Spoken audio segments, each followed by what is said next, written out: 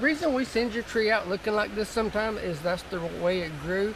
We grow them pot tight. If you see on the table over here, there's a tree every 4 inches. What we like to do is come back to the terminal bud growth ring, and I'll talk about the terminal bud growth ring a lot. There's a tremendous amount of buds right there.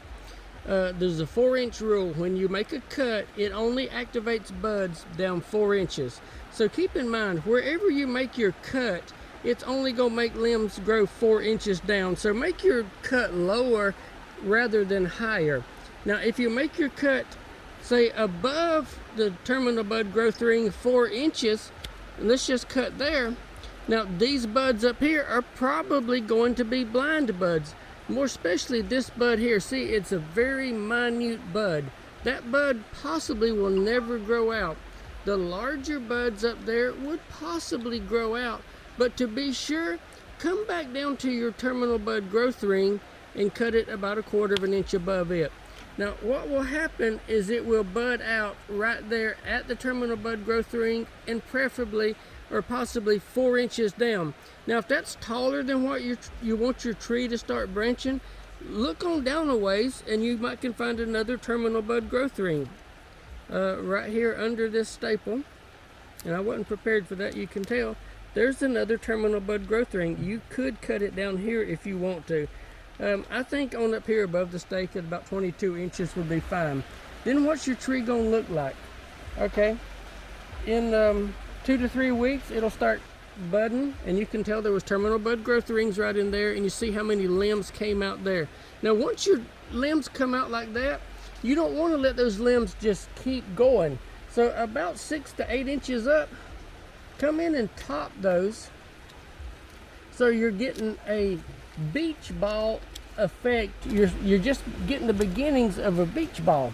Now, what we're going to do is we're going to keep that tree trimmed in a beach ball for the first year. The following year, keep it trimmed in a beach ball, but a much larger ball. The following year, if it gets a limb growing out of that beach ball shape, snip the bud out of that limb and just let that beach ball fill out. After the 3rd year, you pretty much only cut limbs that are just growing distorted out of the tree. If a tree limb is growing way out of proportion, keep it trimmed and keep the growth in the main part of the tree. You see another one over here that grew several limbs out. We can come in, trim the long ones, just keeping that beach ball effect. Is there any questions you have, Lou? I think that's pretty good. Like I said, when people get them, and sometimes in the box they get a little, shaken up on the way there. The tops of the limbs get broken off a little bit. I think this kind of puts people's mind at ease. I would hope that in most cases you're looking to top the tree to encourage more branching anyways. Yep. Hate having UPS do it for you, but I mean, I think that they see live plants and they... A lot of times you'll get a tree and it'll have a broken branch. Don't worry about it. Snip it off. It will encourage branching. That's just Mother Nature doing the pruning for us. Or UPS. A lot of times, or UPS. A lot of times we're afraid to cut a tree. I assure you, don't be afraid. It will grow back. In 3 to 4 weeks, this one will be grown out. So I'm going to come down below my terminal bud growth ring, or right to it. So in 3 to 4 weeks, this tree will be grown out. This is going to be what I would say I like. I like a citrus bush rather than a citrus tree. So I'll start my limbs down lower. The advantage to this is more especially for a container tree, having your limbs down lower, it don't blow over as easy.